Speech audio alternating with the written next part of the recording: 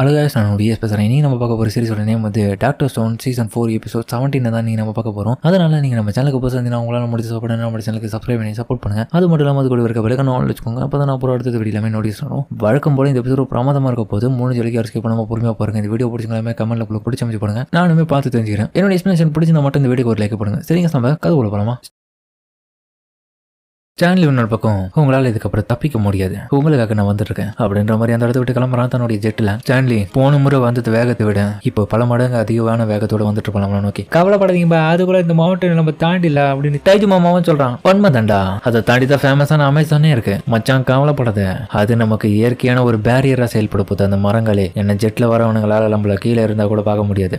அதை விட முதல்ல இப்போ அந்த மவுண்டனை கிராஸ் பண்ணும்பா மாமா மச்சான், எதனா யோசிக்கடா. கவலைப்படாதீங்க, நம்ம கிராஸ் பண்ணுவோம், அதுக்காகவே தான் இருக்குது இந்த ரோப் வே அப்படின்னு ஹீரோவா சொல்ல. ஏன்டி ஜியோகிராபர், இந்த பல்லதாக பார்த்தா ரொம்ப பெருசா இருக்கடி, ரோப் வே இதுல போட முடியுமா, போன கிராஸ் பண்ண முடியுமாடி, யாருன்னா குறுகாலை வீத்துட்டாங்கன்னா டேய் அபசோகனமாலாம் பேசாத, உங்களுக்கு வேணா நான் அதுக்கான வழியை காமிக்கிறேன்னு சொல்லிட்டு அதுக்கப்புறம் பார்த்தா நம்ம கொக்கு பாவம் அந்த இடத்த விட்டு சம வேகமா ஜம்ப் பண்ணி போறா பாருங்க. எப்படிதான் கிராஸ் பண்ணனே தெரியல, அவளோட திறமையை பயன்படுத்தி. நீ மனுஷ ஜென்மமே கிடையாது, எப்படி கிராஸ் பண்ண சொல்லிட்டு இன்னொரு பக்கம் பார்த்தா நம்ம மெஜிஷியனும் புலம்பிட்டு இருக்கான். அதெல்லாம் நீ சொல்லக்கூடாது பார்த்தம்பி, என்னை பத்தி மறந்துவியா? நான் இதுக்கு முன்னாடி பல வருஷங்களா இதுக்காகவே கிளைம்பிங் ட்ரைனிங் எல்லாம் எடுத்திருக்கேன். ஒவ்வொரு நாளும் மலை ஏற்றத்தை பார்ப்பேன். மலை மேல போயிட்டு என்னுடைய சிஸ்டருக்காக ஹாட் ஸ்பிரிங் வாட்டரை நான் தான் கொண்டு வருவேன், தெரியாத உனக்கு? அதனால மலையை ஏறதெல்லாம் எனக்கு சாதாரண விஷயம். அவ உன்ன பக்கம் வந்துட்டு யோசிக்கிறான், இப்போ நான் வந்துட்டு எப்படியோ மேனேஜ் பண்ணி, ஆனா மத்தவங்களும் எப்படி அந்த பைக்கை வச்சு எடுத்துன்னு வர போறாங்க தெரியல. என்ன பக்கம் நம்ம ஆர்ச்சர் பை வழியும் நான் உனக்கு இதுல இருந்து கயிறு கட்டி அம்பு அனுப்பிட்டு அதை பிடிச்சி கொண்ட மாதிரி சிக்னல் கூட அடுத்துக்காமே அவளை அதை பிடிச்சிக்கணும். அதுக்கப்புறம் அதுக்கேற்ற மாதிரி அதுக்கப்புறம் அதை செட் பண்ணிடுறாங்க.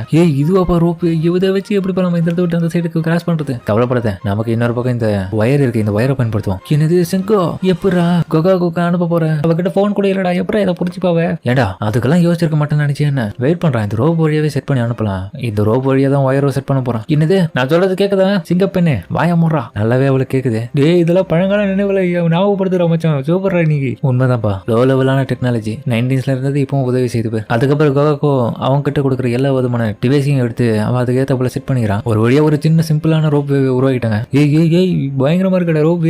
இந்த மெக்கானிசத்தை பாத்துக்கிறேன். நம்மளுடைய பழைய உலகத்துல வந்து இதை மலையில மரங்களை வெட்டி கீழே தள்ளுறதுக்காக பயன்படுத்துவாங்க. சரியா சொன்னேன். ஆனா இருந்தாலுமே இதுல அதிகப்படியான வெயிட் போட்டு அதுவும் நமக்கு ஆபத்து தான். அதனால இதை குறிப்பிட்ட லெவலுக்கு வெயிட் இருக்கிறவங்களை மட்டும் நம்ம அனுப்ப முடியும். கவலைப்படா, எத்தனை பேர் இருந்தாலும் நாங்க சமாளிச்சிடலாம். நானு கோகா சுகாசா இவங்க எல்லாம் டீம் ஒர்க் பண்ணா ஈஸியா கயிறை வச்சு அந்த சைடு அவங்களை ஈர்த்து விட்டுருவோம். கவலைப்படுது, நாங்க இருக்கோம், நீ ஃபீல் பண்ற மாதிரி சொல்ல. தம்பி, உடல் உழைப்பு போறதெல்லாம் ஒரு மாதிரி நம்ம முட்டாளர்களுக்கு தான் செட் ஆக மச்சான். என்ன மாமனை பார்த்து கத்துக்கோ. நான் மூளையை பயன்படுத்துவேன். இன்ஜின் தான் நம்ம கிட்ட இருக்க, மிஷினை பயன்படுத்தி நம்ம அமிச்சா போச்சு. அது மட்டும் இல்லாம உதவிகரமா இருக்க போது இந்த கேபிள் தான், இது ரொம்ப ஸ்ட்ராங்கானது. உண்மைதான்டா, இந்த ஒயர் வந்து கார்பன் அண்ட் அயனை வச்சு உருவாக்கியிருக்கேன். ஆக்சுவலி இது ட்ரிபிள் மடங்கு சக்தி வாய்ந்ததா இருக்கும். நல்லா தான் செஞ்சிருக்கேன். இதுல மேக்ஸிமம் லோடு எவ்வளவு ஏற்றலாம் அப்படின்னு 20 அப்புறம் கால்குலேட் பண்ண ஆரம்பிக்கிறான். அந்த கால்குலேஷன் படி ரோப் வேலை கிட்டத்தட்ட ஒரு 160 கிலோ வரைக்கும் வைக்கலாம். அப்ப ஆளுங்க ஏற்ற போல தான் நம்ம வெயிட் வச்சுலாம் அனுப்ப முடியும். ஒவ்வொருத்தருக்கும் வெயிட் அப்ப பார்க்கணுமே, பிரச்சனை இல்லை, ஆல்ரெடி கால்குலேட் பண்ணி இருக்குப்பா, கவலைப்படாதீங்க. எல்லாரும் இந்த மாதிரி வச்சுட்டு இன்னொரு பக்கம் பார்த்து நம்ம கோபம் டிசைனுக்கும் இவங்க சொல்றதுலாம் பிரச்சனை இல்லை. பெரிய பிரச்சனையே ஜெனோ தான். ஏன்னா நீங்க எல்லாரும் அந்த இடத்த விட்டு வந்துட்டீங்கன்னா அந்த இடத்துல தனியா நம்மளுடைய குட்டி பொண்ணு இருப்பான். அந்த ஒரு சமயத்துல ஜெனோ அவளை அடிச்சு போட்டு அந்த இடத்த விட்டு தப்பின்னு நினைச்சானா என்ன பண்ணுவீங்க? பாவம் நம்ம சோக்கா பிரச்சனை தான். இந்த மாதிரியான பிரச்சனை ஆல்ரெடி நான் நம்ம உலகத்துல பாத்துருக்கேன் நிறைய. இது ஒரு வீடு கதை மாதிரி தான். அதாவது ஒரு போட்டு ரிவர் கிராஸ் பண்ற அந்த கதை மாதிரி தான். என்னடா சொல்ற, ஒன்னும் புரியலையே? ஒண்ணு இல்லடா, ஒரு ஆத்து கடக்கிறதுக்காக ஒருத்தருக்கு கிட்டத்தட்ட 3 விதமான விஷயத்தை கொடுத்துருப்பாங்க. ஒன்னு மக்கா சொல்ல, இன்னொன்னு கோழி, அதுக்கப்புறம் ஒரு கொள்ள நரி. ஆனா நம்ம ஊர்ல பார்த்து வேற மாதிரி இருக்கும். புல்லு கட்டு, அப்புறம் வந்து ஆடு, அப்புறம் வந்து புளியை கொடுத்துருப்பாங்க. இங்க அப்படியே மாத்தி இருக்கு பாத்தீங்களா? அந்த ஒரு விடுகதையை பொறுத்த வரைக்கும் ரிவரை கிராஸ் பண்றதுக்காக ஒரு போட்டை பயன்படுத்தணும். அதுல இந்த ஃபாக்ஸ், சிக்கன் அண்ட் கான் எல்லாத்தையுமே எழுதுனபடி அக்கறையில வச்சுட்டு வரணும். ஆனா பிரச்சனை என்னன்னா, ஒரு சமயத்துல இதுல ஒன்னத்தை மட்டும் தான் ஏத்துன்னு போக முடியும். அதனால காண முதல்ல நம்ம எடுத்துன்னு போனோம்னா அந்த இடத்துல இருக்க கோழியை வந்து குள்ள நெறி கொண்டுடும். ஆனா இதை குள்ள நெறியை கூட்டுன்னு போனா அந்த இதுல இருக்க கோழி வந்து அந்த காணை சாப்பிட்றோம். அந்த மக்காச்சலத்தை வித்து வைக்காது. இந்த ஃபேமஸான விடுகதையை வந்து யார் சால்வ் பண்றாங்கிறது பார்ப்போம். அதே பிரச்சனை தான் இப்போ என்ன கேட்டீங்கன்னா, நார்மலா யோகா அண்ட் ஜெனோ. யோகா ஸ்டார்டிங்ல நமக்கு எதிராக இருந்தான். சுகாசாவை கொன்னதும் அவன் தான் ஞாபகம் இருக்கான். அதனால கண்டிப்பா அவன் எந்த நேரத்துல நமக்கு துரோகம் பண்ணுவான்னு தெரியாது. அதுக்குன்னு ஜெனோவையும் நம்ம தனியா விட முடியாது. அவனுக்கு 2 பேரையும் விட்டானா நம்ம பெரிய பிரச்சனை ஆயிடும். உண்மைதான், ஜெனோ மேனிபுலேட் பண்ணி யோகாவை அவன் கூட சேர்த்துனால வாய்ப்பு இருக்கு. ஸ்டான்லிக்கு அதுக்கப்புறம் பலம் அதிகமாயிடும். இருங்க ஒரு நிமிஷம், சுகாசாவை வந்து ஓகா கொண்டானா இல்ல ஓகா வந்து சுகாசாவை கொண்டானப்பா? என்னப்பா குழப்பறீங்க? என்னப்பா ரிலேஷன்ஷிப்? நண்பர்களா இருக்கிறவனுக்கு எப்படி அடிச்சு பண்ணுங்க? இதெல்லாம் உனக்கு தெரியாதுப்பா, இதெல்லாம் முன்னாடி நடந்துக்காது. இவனுங்க எல்லாமே தனித்தனியான ஒரு நட்புறவு கொண்ட ஆளுங்க. சுகாசா வந்து யோகாவால கொல்லப்பட்டான். ஆனா சுகாசா வந்து நம்ம செங்குவை கொல்லணும்னு பார்த்தான். செங்குவும் சுகாசாவை கொல்லணும்னு நினைச்சான். ஆனா ஜெனுவை பொறுத்த வரைக்கும் இப்போ நம்ம செங்குவை கொல்லணும்னு பாக்குறான். ஆஹா, இவனை கொல்லப்படுறது நிறைய பேர் போலியா? அப்போ எத்தனை பேருடா ஒருத்தனை கொல்லுவீங்க அப்படின்ற மாதிரி இவ குழப்பத்தோட கேட்க. ஜெனோ ரொம்ப பிரச்சனையே. இப்போ ஜெனோவுடைய ஓடியது பார்த்தா 69 கிலோ, சுகாசாரத்தை பார்த்தா 99, கிட்டத்தட்ட 128 கிலோகிராம் இருக்கானுங்க. அதுக்கப்புறம் வந்து சுகாசா ஓடிய இடத்துல பதில் நம்ம டைஜுவோ போட்ட 95 கிலோ வரும், கிட்டத்தட்ட 164, 4 கிலோ தான் கம்மியா இருக்கானே தவிர நமக்கு 120 கீழே வரணுமே. எவன்டா போட்டா கரெக்டா இருக்குன்ற மாதிரி யோசிச்சிருக்கேன். ஏன்டா பேசாம நம்ம ஏன் யோகாவே போடக்கூடாது? இதுதான் ஆல்ரெடி சொன்னோம், இவனுக்கு 2 பேரும் ஒன்னா சேர்ந்ததுதான் பிரச்சனைன்ற மாதிரி. அதுக்கப்புறம் அவனுக்கு சொல்ல சரி வாங்க டைம் வேஸ்ட் பண்ணாம சீக்கிரமா மூவ் பண்ணணும்னு சொல்லிட்டு செங்கு சொல்றது கேட்டுட்டு அதுக்கப்புறம் வந்து ஒருத்தர் மாதிரி ஒருத்தர் அனுப்ப ஆரம்பிக்கிறாங்க. அவங்களுடைய வெயிட்டுக்கு ஏற்ற போல அதுக்கு தகுந்த ஆட்கள் எல்லாத்தையுமே கொஞ்சம் கொஞ்சம் அனுப்பேன். அதான் ஜெனோ அப்புறம் நம்ம யோகா வந்துட்டாங்க. இன்னொரு பக்கம் நம்ம லோனாவுடைய நண்பர்களும் வந்துட்டு இருக்கும் போது யோகா ரொம்ப ஹாப்பியா இருக்கா. எல்லாருமே கரெக்டா தான் வந்துட்டு இருக்கோம்னு நினைப்பாங்க. அந்த டைம்ல பார்த்தா இவனுக்கு இதுக்கு முன்னாடி வாய் வச்சு படிச்ச மாதிரி இப்போ காத்தடிச்சு அது அப்படியே அலைய அதுல இருந்து பார்த்தா சோகா அப்படியே பழத்தாக்கில கீழே விடுறா. இன்னொரு பக்கம் பார்த்தா நம்ம கோகோ இதை பார்த்துட்டு வெட்ட மாட்டே நீ ஒண்ணுன்ற மாதிரி. அதுக்கப்புறம் பார்த்தா அந்த ஜம்ப் பண்ணி மேல இருக்கிற கயிறு அறுத்துக்குன்னு அந்த கயிறை வச்சு பிடிக்கிற தன்னுடைய கத்தியை வந்து செவுத்துல குத்திட்டு ஒரு வழியா குடிச்சிடவள. ஆஹா ரொம்ப க்ளோஸ்ல போய் பிடிச்சிட்டால. உண்மையிலேயே கோகாக்கோ சொல்ல போனா லக்கியான ஆள் தான், பலசாலியும் கூட. ஆனா குரோ முன்னாடி விஷயத்தை யோசிச்சு பாக்குறான். அட கடவுளே, கோகாக்கோ தான் இருக்கிறதுல எங்க பவர்ஃபுல்லான ஆளு. அவ இருந்தா தான் ஃபைட் பண்ணது கரெக்டா இருக்கும். யோகா வேற இருக்கான், ஜெனோ வேற இருக்கான். பெரிய பிரச்சனை இதுதான். அவனுங்களை எங்களை அடிச்சு போட்டுட்டு இதுக்கப்புறம் எங்களை கைதிகளை வச்சுட்டாங்களா. கோகாக்கோவும் துரோகம் பண்ண மாட்டேன்னு நினைக்கிறேன். நான் வந்து சோகாவை பொட்டை பண்ணணும், அதுக்கு நான் செத்த கூட பரவாயில்ல. என்ன பண்ண போறான்னு தெரியல யோகான்ற மாதிரி இவங்க பார்த்துட்டு இருக்காங்க யோகாவை. ஆனா யோகா பார்த்தா அதுக்கப்புறம் இவகிட்ட கை கொடுக்குறான். அவன் அதுக்கப்புறம் உதவி தான் பண்ணியிருக்கான். அவனுக்கு எந்த விதமான துரோகம் பண்ணான்ற உணர்வு உள்ளுக்குள்ள ஒரு துளி கூட கிடையாது. நீ ரொம்ப நல்லவன்டா, ரொம்ப நன்றி, இதுதானே நட்பு, பொண்ணு மாதிரி நண்பன் கொடுக்க நாங்கள் எல்லாரும் கொடுத்து வச்சிருக்கோம். டைஜு மாமாவும் உண்மைதான்ப்பா, நிறைய விஷயம் மாறிடுச்சு. ஆனா உண்மையை சொல்லப்போன யோகா எல்லாரையும் சமாளிக்கிறவன். அவனுக்கு இருக்க பவருக்கு எல்லே இல்லை. சுகாசாவே அவன் கூட திணறுவான். அந்த ஒரு சமயத்துல நடந்த சம்பவங்கள் எல்லாமே ரொம்ப மோசமா இருந்துச்சு சொல்லிட்டு டைஜு மாமாவும் சொல்ல நடந்த எல்லா விதமான விஷயங்களையும் யோசிச்சு பாக்குறானே. இந்த கிங்டம் ஆஃப் சயின்ஸ் எல்லாமே பராமதமா தான் போக போகுது. இதுக்கப்புறமும் யாராலையும் தடுக்க முடியாது. இப்போ ஒரு குரூப் போயிட்டாங்க, இன்னொரு குரூப் நாங்க வந்திருப்போம். அதுக்கப்புறம் வந்து அந்த ரோபோ பயன்படுத்தி மிச்ச பேரும் அதுக்கப்புறம் கிராஸ் பண்ணிட்டு பிறகு என்னமோ மலை ஏறாங்க பைக்கை வச்சு. அந்த ஒரு மலை ஏறின பிறகு பார்த்தா குரோமோ ஃபைனலா நம்ம வர வேண்டிய இடத்துக்கு வந்துட்டோம்பா, இதுதான் அமேசான் காடு, இந்த உலகத்தோட நுரையீரல் நம்ம வந்து அடைஞ்சிட்டோம். அதுக்கேற்ற போல பார்த்தா சின்ன ஓட மாதிரி ஓடுற அந்த தண்ணியிலேயே வண்டி ஓட்டலாம் பாருங்க, சம வேகமா போறானுங்க. எப்படி பாக்குது காட்டுக்குள்ளேயே வண்டி ஓட்டம் போறது. அமேசான்லயே நம்ம வண்டி ஓட்டோட நம்ம தான் கெத்து ஊர்லயே ஸ்டான்லியால கூட நம்ம வந்து அடிக்க முடியாது. அவன் ஜெட்டி அங்க திணற போது பேரு நம்ம அவங்கள விட்டுட்டோம்பா. உண்மைதான், நம்ம வந்து லேட்டா வந்துட்டோம். பாலைவனமா இருந்தப்பவே நம்மளால பிடிச்சிருந்தா பிடிச்சிருக்கலாம். ஆனா இப்போ காடை இருக்கிறதுனால அவங்க எங்க இருக்காங்கன்றது நம்மளால சரியா பார்க்க முடியல. சயின்ஸ் கிளப் கிட்ஸ் எங்க இருக்காங்க தெரியல. சரி ஃபீல் பண்ணது ஸ்டான்லி, கவலைப்படாத. நம்ம ஃபையிங் ஆப்ஜெக்ட் எல்லாம் இருந்தாலுமே மேல இருந்து அவங்க போன வண்டியோடைய டயர் தடம் எல்லாமே அப்படி பதிஞ்சிருக்க பூமியில அதை நம்ம ஃபாலோ பண்ணி போனாலே பிடிச்சிடலாம். ஏன்னா அந்த மோட்டார் சைக்கிள்ஸ் ஓடிய ட்ராக்ஸ் எல்லாமே இருக்கு பாரு. அதுக்கு அதை போல கப்பல் இந்த எல்லா விதமான இன்ஃபர்மேஷனையும் ஷேர் பண்ணிட்டு இருக்காங்க. கண்டிப்பா ஸ்டான்லி கேப்டன் ஜெயிக்கிறதுக்கான வாய்ப்பு இருக்கு நிறைய. போனவனுங்க அதுக்கப்புறம் பார்த்தா திரும்பியும் கப்பலுக்கு வந்துடுறானுங்க. எனிமி சாலை இதுக்கப்புறம் தப்பிக்க முடியாது. அவங்க இருக்கிற இடம் தெரிஞ்சு போயிடுச்சு, ஈஸியா போய் பிடிச்சிடலாம். அதுக்கப்புறம் அமேசான் காட்டுக்குள்ளேயே வண்டி ஓடணும் போறானுங்க பாருங்க. எமனிட்டியா தடுக்கிறதுக்காக வந்து அந்த பெட்டிஃபிகேஷன் பீம் அந்த இடத்த நோக்கி நம்ம எல்லாரும் போறோம். அது வந்து நம்ம நொறுக்கமா விடக்கூடாதா. உண்மைதான்ப்பா, நம்ம இருக்கிறது வந்து அமேசான் காட்டுக்கு மையப்பகுதியை நோக்கி போயிட்டு இருக்கோம்னா இதுக்கு பக்கத்துலேயே சைட்ல தான் கடற்கரை ஓரமா ஈஸ்ட் சைட்ல பிரேசில் இருக்கு. ஆஹோ பிரேசில் இருக்கா.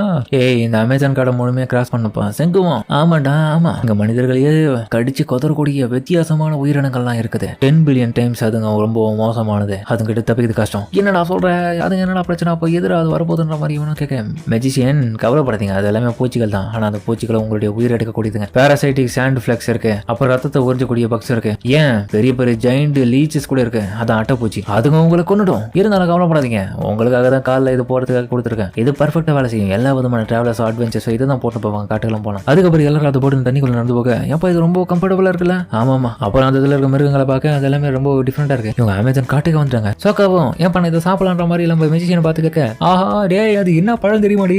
அடேங்கப்பா இது பலாப்பையப்பா. இந்த உலகத்திலேயே மிகப்பெரிய பழம் வகைனா இதுதான். இதுக்குள்ள இருக்கிற சொலை எல்லாமே ரொம்ப பிரமாதமா இருக்கும். இல்ல பிரமாதமான டேஸ்ட் உள்ள அடைக்கும். அடேங்கப்பான்ற மாதிரி நம்ம மெஜிஷியன் பார்க்க ஒன்னு கைண்ட் அப்படி கீழே விட தலைமை பார்த்த குனியர்கள் அவன் கூட விழுந்தது. நீ உண்மையில பிரமாதம்ன்ற மாதிரி ஃபேன்ஸ் அதுக்கப்புறம் பாராட்டான். அதுக்கப்புறம் நம்ம லூனாவுடைய டீம் பார்த்தா மாம்பழம் இருக்கிற மரத்தை கண்டுபிடிச்சு அதுக்கிட்ட போயிட்டு மாம்பழம் இருக்கலாம் பார்க்க மாம்பழம் எடுக்கிற போன இடத்துல பார்த்தா பெரிய வாழைப்பழமே வந்து நிக்குது. கிணடான்னு பார்த்தா அமேசான்ல வாழக்கூடிய அந்த கிரீன் அனகொண்டா தான். அதுக்கப்புறம் இது அவங்களுடைய ஜோலியை முடியதுக்காக வந்துட்டு இருக்கு. இன்னொரு பக்கம் பார்த்தா சுபாஷ் அந்த டைமிங்ல வந்துட்டு அதுக்கப்புறம் அசல்ட்டா அதை அடிச்சு போடுறான். அடிச்சு போட்டு உடனே பார்த்தா அதுக்கப்புறம் அதை வெட்டி துண்டுறானுங்க. இன்னொரு பக்கம் நம்ம ஜனம் வந்து நிறைய இடத்தெல்லாம் எடுத்து நெருப்புல போட என்ன பண்ணுங்க ஜனம் அவ்வளவுபடாத. நிறைய பூச்சி வகைகள் நம்மளை சுத்தி வரக்கூடாது. அதெல்லாம் கடிச்சதுன்னா நமக்கு தோல்ல நிறைய நோய் வரதுக்கான வாய்ப்பு இருக்கு. இந்த புகையினால அதுங்க பக்கத்துல வராது. எங்கேயா புகை போட்டுங்கிற வானத்தை நோக்கி அமைச்சிங்கிற இங்க சுத்தம் அனுப்பியா ஒன்னும் போக மாட்டேங்குது. இங்கதான் சுத்திங்கிற மாதிரி இன்னொரு பக்கம் ப்ரோமோ கத்தான் பண்ணி இருந்து. இன்னொரு பக்கம் நம்ம சின்னவோம் ஏன்பா இந்த அமேசான் காட்டுல இப்ப இருக்கிற கிரியேச்சர்ஸ்ல எது ரொம்ப ஸ்ட்ராங்கஸ்டானது சொல்லு. டைஜு மாமாவும் மச்சான் உனக்கு தெரியாதா, அது நம்ம சுகாசா தான்டா பயங்கரமான கிரியேச்சர், ஸ்ட்ராங்கானவன்டா. டேய் பைத்தியம்டா நீ. அவன் கேட்டது மனிதர்கள்ல இல்ல விலங்குகள்ல கேட்கறான். இந்த கிங் ஆஃப் தி அமேசான்ல இருக்கக்கூடிய ஸ்ட்ராங்கஸ்டான கிரியேச்சர் எது தெரியுமா, இந்த பூமியிலேயே இந்த எறும்பு பய போலயே தான். இதுங்க கிட்ட இருக்கிற ஒற்றுமையும் படையும் தான் இதுக்கான பலமே. என்னடா சொல்ற. ஆமாமா நான் நிறைய மூவிஸ் எல்லாம் பார்த்திருக்கேன். என்ன பண்ணுவானுன்னா அமேசான் காட்டுல இந்த மாதிரியான மோசமான எறும்புகளால கடிச்சதுனால நிறைய பேருக்கு உயிர் போல வழியெல்லாம் ஏற்பட்டிருக்கான். சதையை குடைச்சி எடுத்துருக்கலாம். இதெல்லாம் அவ்வளோ கொடூரமான எறும்புகளாம் இதுங்க. ஒத்துமையா சேர்ந்துச்சுன்னா எதையா இருந்தாலும் கடிச்சு கொத்தர இருக்கலாம். அதுக்கப்புறம் பார்த்தலாம் பாருங்க, அதுக்கே டாப் வச்சு பிடிக்க எதுக்கிட்ட இதை பிடிச்சிட்டு இருக்க காரணமா தான் இது. அதுக்கப்புறம் வந்து அதை பயன்படுத்தி பிடிக்கிறதுல பிடிச்ச பிறகு பார்த்தா கொஞ்சம் ஆல்கஹால் மிக்ஸ் பண்றது மட்டும் இல்லாம அதுகிட்ட இருந்து எடுத்த ஃபிளேவர்ஸ் எல்லாத்தையுமே அப்படியே பிசிஞ்சு இப்போ மிகப்பெரிய ஒரு கிரீமா ரெடி பண்ணிட்டானுங்க. அதுக்கப்புறம் அந்த கிரீம் எல்லாருக்கும் கூட எல்லாருமே பார்த்தா அதுக்கப்புறம் அதை எடுத்து முகத்துல கை எல்லாத்தையுமே மூடிக்கிறாங்க. அதாவது பூச்சிக்கிறதுனால இதனால ஒரு ஆன்டி டாட்டா இது வேலை செஞ்சு நமக்கு உடம்புல எந்த விதமான பூச்சிகளும் வந்து தங்காத மாதிரி பண்றாங்க. ஜெங்கோ இது ரொம்ப நல்ல விஷயம்டா. எறும்புகளுடைய தியாகங்கள் வீண் போகறா. கருமோ இது என்ன பூச்சி இருக்குன்ற மாதிரி இன்னொரு பக்கம் பார்த்தா நம்ம லூனாவை கடுப்பாயிட்டு மயங்கிறா. என்னாச்சு உங்களுக்கு? அதுக்கப்புறம் பார்த்தா மறுநாளே அமேசான் காட்டுடைய அந்த நதியில பார்த்து இவங்க வேகமா போயிட்டு இருக்காங்க. என்னன்னு பார்த்தா கட்டுமரமே ரெடி பண்ணிட்டு இருக்காங்க. வாங்கடா போவோம், இதுதான் அமேசானுடைய நேரு ரிவர். அதுக்கப்புறம் எல்லாரும் பக்காவா அந்த இடத்துக்கு போயிட்டு இருக்காங்க. இதுதான் அமேசான் ரிவர். இதை ஃபாலோ பண்ணி போனா நம்ம போக வேண்டிய அந்த பெட்ரிவேஷன் டிவேஷன் இடத்துக்கு போயிடலாம். அதுக்கப்புறம் அவங்க இன்னும் உள்ள போக ஏன்பா இந்த இடத்துல அந்த மெடிசா இருக்கிற மாதிரி ஸ்மெல் பண்ணல உங்களுக்கு எதுவும்? தாத்தா பார்த்தா அதுக்கப்புறம் குரோம் என்னடா பண்ணிட்டு இருக்கிற மாதிரி கேட்டுட்டு இருக்கேன். பவர்ஃபுல்லான ஒரு எக்ஸ்ட்ராக்டர் ரெடி பண்றேன். கொஞ்சம் டிலே ஆனாலும் இது வந்து ரொம்ப நேரத்துக்கு நீடிச்சு இருக்கிற மாதிரி ஆட்டோமேட்டிக்கா ஆக்டிவேட் ஆகிற மாதிரிலாம் பண்ணும்பா அப்படின்ற விஷயத்தை கிட்ட இன்னொரு பக்கம் அவனே சொல்றான். அப்பதான் அவனுக்கு ஒரு விஷயத்தை ஸ்ட்ரைக் ஆகுது. ஏன் மெடிசாவே இதே மாதிரி பண்ணிருக்க கூடாது? சேர்க்கு எனக்கு ஒரு ஐடியா வந்திருக்கா. அது என்னன்னா பெட்ரிஃபிகேஷன் பீம் இருக்குல்ல, அந்த மிஷினை கிட்டத்தட்ட சக்சஸ்ஃபுல்லா இந்த ட்ரெஷர் ஐலாண்ட்ல விட்டுறதுக்கான வாய்ப்பு இருக்கு. எதுக்காக அது மல்டிபிள் லேயரா இருக்க கூடாது? கூடவே ரியல் ஃப்ளூயிட் வந்து பெட்ரிஃபிகேஷன் ஆகிறதுக்கு முன்னாடி நம்ம கண்டுபிடிச்சிருந்தோம்னா இன்னும் நிறைய விஷயத்தை பயன்படுத்தி நிறைய விதத்துல அதை நம்ம யூஸ் பண்ணிருக்கலாம். நம்ம ஆட்டோமேட்டடாவே பயன்படுத்திருக்கலாம். நல்ல ஐடியா தான். ஆனா அது வேலை செய்து ரொம்ப கஷ்டமா இருக்கும். நம்ம ஹியூமனிட்டியை பொறுத்தவரைக்கும் எல்லாரும் நிம்மதியா வாழணும், அவ்வளவுதான். அதுக்காக தான் கரெக்டான ஆளுங்களை நம்ம சூஸ் பண்ணி ரிவே பண்றோம். செங்கு சொன்னது நானும் ஏத்துக்கிறேன்டா. மல்டிபிள் பெட்ரிஃபிகேஷன் பீம்ஸ் வந்து உலகம் ஃபுல்லா வந்தது உண்மைதான். அதனால இது வெறும் ஆரம்பம் மட்டும் இல்ல, அது ஒண்ணு மட்டும் நமக்கு கிடைச்சிருக்கிறதான வாய்ப்பும் கிடையாது. இது கேட்டு மதிச்சினும் அப்போ நிறைய இருக்குமா? 1000 வருஷம் கழிச்சும் அதே மாதிரியான மெடிசா வந்து இன்னும் அந்த நம்ம தேடி போற அந்த 0 இடத்துல இருக்கும்னு சொல்றீங்களா? கண்டிப்பா இருக்கும்லாம் தெரியாது. பட் ஆனா போனா பார்த்தா தான் தெரியும். இப்படி நாட்களும் கொஞ்சம் கொஞ்சமா கழிஞ்சு போகுதுல அவங்களுடைய வேலைகளையும் பார்த்துருக்காங்க. ஸ்டான்லி ஒன்று பக்கம் தயாரா இருக்கான். நம்ம பழங்க ஒன்று பக்கம் காட்டு பகுதி நோக்கி உள்ள போட்டு இருக்காங்க. அதுக்கப்புறம் ஆத்து கிராஸ் பண்ணி போட்டு இருக்கும் போது சோகாவும் பார்த்தா என்னது இது மினுக்கு எடுத்து பார்க்க இங்க பாருங்கப்பா எனக்கு ஒரு மெடிசா கிடைச்சிருக்க மாதிரி சொல்ல பிரமாதம். நம்ம லக்கியானவங்கள ரொம்ப லக்கியானவங்க நம்ம எல்லாருமே. ஏன் நீ அங்க ஒன்னத்தை மட்டும் தான் பாக்குற, இங்க பார்த்து எவ்வளவு இருக்குன்னு எல்லாருமே பார்த்து அதிர்ச்சி வராங்க. அங்க இருக்கிறது பார்த்தா குவியலா கிடக்குதான் என்னன்னு தெரியல. ஆனா ஏதோ பிரமிடு மாதிரியான அமைப்புல எல்லாமே அந்த இடத்துல ஜொலிச்சுட்டு இருக்கு. இதை ஹீரோ மொத்தம் எல்லாருமே பார்த்து வாயடிச்சு போறாங்க. என்னடா இங்க நடந்துட்டு இருக்குன்னு. அதோட இந்த எபிசோட முடிக்கிறாங்க. சரிங்க, இந்த வீடியோ பிடிச்சிட்டு கமெண்ட் சொல்லுங்க. மறக்காம இந்த வீடியோல பிடிச்சி நம்புறேன். பிடிச்சிருந்தாலே நம்ம சேனலுக்கு சப்ஸ்கிரைப் பண்ணி சப்போர்ட் பண்ணுங்க. அது மட்டும் இல்லாமல் கூட இருக்க பெல்லைக்கான ஆள் வச்சுக்கோங்க. அப்பதான் நான் அடுத்த வீடியோ நோட்டீஸ் பண்ணுவோம். சரிங்க, இந்த வீடியோ முடிச்சுப்போம்.